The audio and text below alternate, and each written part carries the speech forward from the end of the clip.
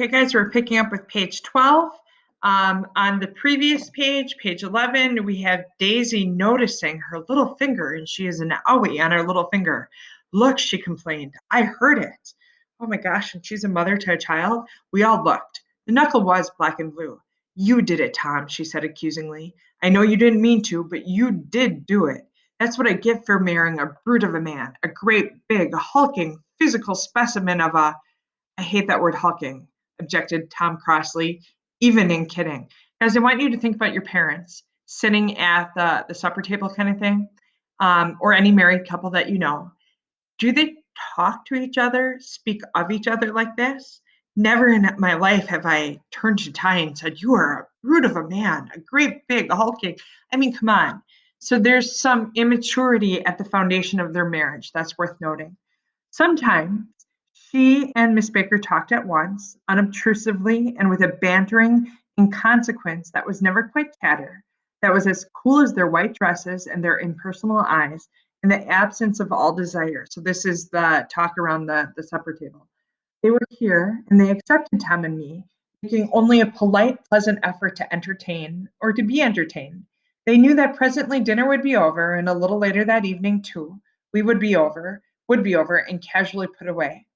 It was sharply different from the West, where an evening was hurried from phase to phase towards its close, in a continually disappointed anticipation or else in sheer nervous dread of the moment itself. So, what we have Fitzgerald talking about is the pace of life. Their pace of life gets to be very languid, very slow, very leisurely, because they don't have to clean up the meal. They don't have to move to putting the kids to bed. They don't have to pack lunches and do homework and do all the night stuff that most of us have to do before we're getting up for work next morning. They're not getting up for work the next morning. So Nick is noting how different the pacing is. You make me feel uncivilized, Daisy, Nick confessed, on my second glass of corky, so booze, but rather impressive claret, so a type of wine. Can't you talk about crops or something? Well, yeah, like Daisy's going to talk about crops. I meant nothing in particular by this remark, but it was taken up in an unexpected way. Civilization's going to pieces, broke out Tom violently. So he speaks out violently, meaning he got very loud, very forceful. I've gotten to be a terrible pessimist about things. Have you read The Rise of the Colored Empires by this man, Goddard? The Rise of the Colored Empires. That sounds inherently racist, guys, and you're going to find out that Tom is very racist. Why, no, I answered, rather surprised by his tone. So Nick is caught off guard by Tom's aggressiveness. Well, it's a fine book, and everybody ought to read it. The idea is, if we don't look out, the white race will be utterly submerged. Oh, holy heaven! It's all scientific stuff. It's been proved.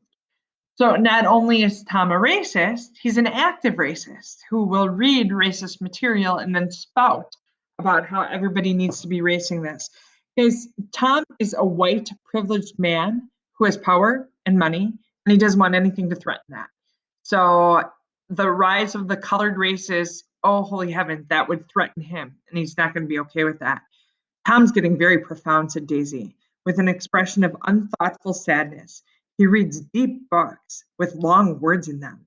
What was that word we? I can't figure out if she's being condescending to her husband or if she's being serious, but her husband reads books with long words in them. Oh, holy heaven, woman. Well, these books are all scientific, insisted Tom, glancing at her impatiently. This fellow has worked out the whole thing. Up to us, who are the dominant race, to watch out, or these other races will have control of things. Ooh, dominant race, Tom. We've got to beat them down, whispered Daisy, winking ferociously toward the fervent sun. Guys, she's not winking in a funny ha-ha way. She's winking because the sun's in her eyes, kind of thing. You ought to live in California, began Miss Baker, but Tom interrupted her by shifting heavily in his chair. This idea is that we're Nordic. Oh, that's Hitler-esque. And Hitler hasn't come to power yet. But in 1922, he's starting to begin to form his ideology. And here we have Tom agreeing with that kind of ideology. I am, and you are, and after an infinitesimal hesitation, he included Daisy with a slight nod as she winked at me again. And we've produced all the things that go to make civilization, science and art and all that. Do you see?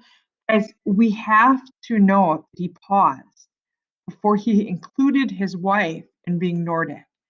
That is the first clear sign to me that he thinks less of his wife. He's superior to her. Now, it's not a surprise that he's going to be the type of guy who thinks he's superior to his wife, but the reasons why he thinks he's superior to his wife are important. He does not find her Nordic enough, not intelligent enough. There was something pathetic in his concentration, as if his complacency, more acute than of old, was not enough to him anymore.